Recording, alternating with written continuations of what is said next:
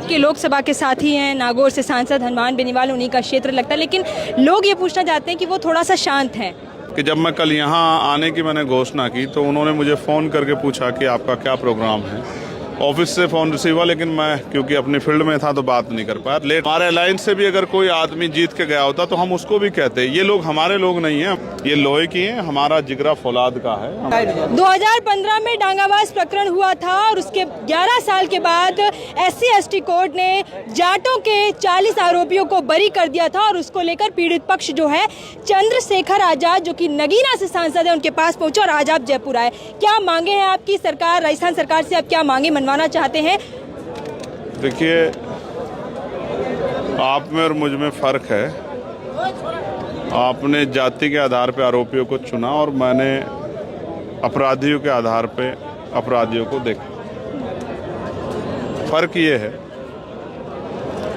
सरकारों का रुख भी कमजोरों के प्रति ऐसा ही है।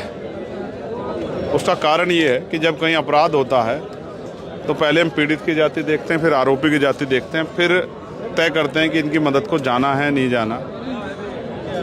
हम लोग जो संविधानवादी लोग हैं, हम ना जाति देखते ना धर्म।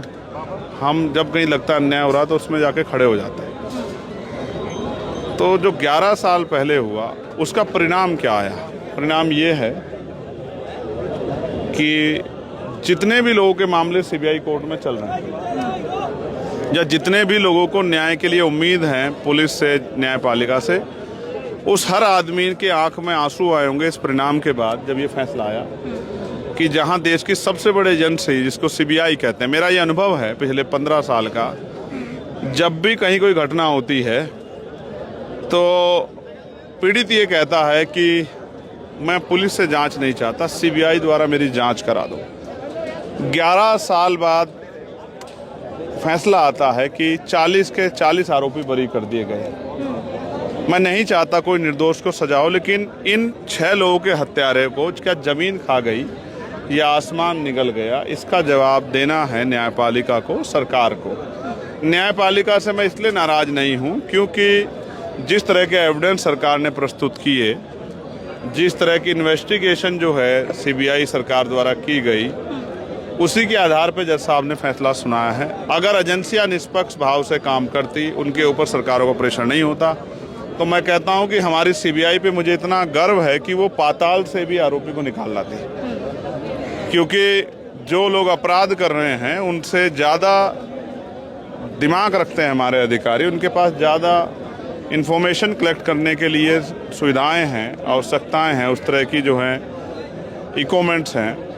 तो इसलिए मैं मानता हूं कि ये दबाव में ही सारी इन्वेस्टिगेशन को डिस्टर्ब किया गया, जिसका परिणाम ये है कि आज आरोपी बरी हैं और पीड़ित परिवार डर के साए में है और वो गली गली घूम रहा है कि हमें न्याय कैसे मिलेगा। तब भी विधायक बीजेपी के थे 2015 में, आज भी विधायक वहां पर लक्ष्मण कलरू जो है बीजेपी के हैं, लेकिन विधानसभा भी चली, लेकिन इस बारे में कोई चर्चा नहीं। देखिए, जब तक इनका असली प्रतिनिधि वहाँ नहीं जाएगा जो इनके दर्द को समझता हो, तब तक बात नहीं बनेगी।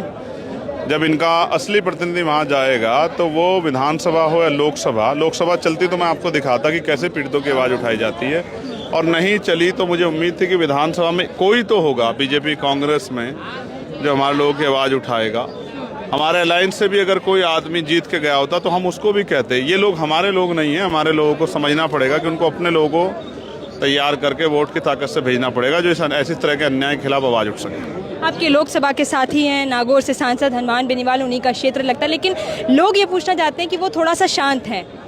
मैं मानता हूं कि लोग उनसे पूछ रहे हैं, लेकिन मैं ये भी जानता हूं कि जब मैं कल यहाँ आने की मैंने घोषणा की तो उन्होंने मुझे फ़ोन करके पूछा कि आपका क्या प्रोग्राम है। ऑफिस से फ़ोन रिसीव हुआ, लेकिन मैं क्योंकि अपनी फील्ड में था तो बात नहीं कर पाया। लेट नाइट मैंने उनको फ़ोन किया तो उनके यहाँ से हमारी बात नहीं हो पाई। निष्पक्ष आदमी है, और जब डांगाबाज प्रकरण वो अकेला नेता था जो जाति धर्म से ऊपर उठ के वहाँ गया था। मुझे उम्मीद है अब भी वो पीड़ितों के साथ खड़े होंगे। आप उनका स्टेटमेंट लीजिएगा, मुझे नहीं लगता कि उनका स्टेटमेंट पीड़ितों जरूरत पड़ी तो क्या वो यहाँ भी आएंगे?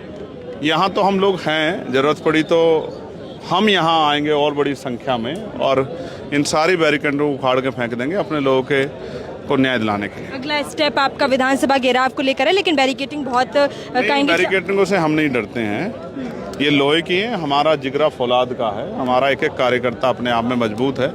बस हम लोग इंतजार कर रहे हैं, हमारा डेलीगेशन गया। हम लोग संवाद को मानते हैं। मैं जब दिल्ली में जंतर मंतर प्रोटेस्ट चल रहा था और जब वहाँ अन्याय हुआ तो मैं बैठा था बाबा साहब अम्बेडकर के स्टैचू के नीचे 2 और 3 रात तक आंदोलन में। मेरी एक ही डिमांड थी कि संवाद हो। हम संवैधानिक लोग हैं, संवाद को रास्ता मानते हैं, बुद्ध को मानते हैं, मध्यम मार्ग को प्रायोरिटी देते हैं। हम चाहते हैं कि संवाद हो और सरकार नरम दिल दिखाएं, संवाद करे, पीड़ितों को सुने, उनकी मांगों को सुने, उस पर नरम रुख से जो है सकारात्मक कदम उठाएं, और नहीं उठाती तो फिर इसका जो भुगतान है वो सरकार को भी करना पड़ेगा। बिल्कुल, देखिए डांगाबाज प्रकरण को लेकर जो आज आक्रोश है लोगों में, उसको लेकर शहीद स्मारक जयपुर की सड़कों पर यहाँ पर नजर आ रहा है। अगले ही कुछ देर में तय हो जाएगा कि अगला स्टेप है वो क्या रहेगा नगीना के सांसद चंद्रशेखर आजाद का।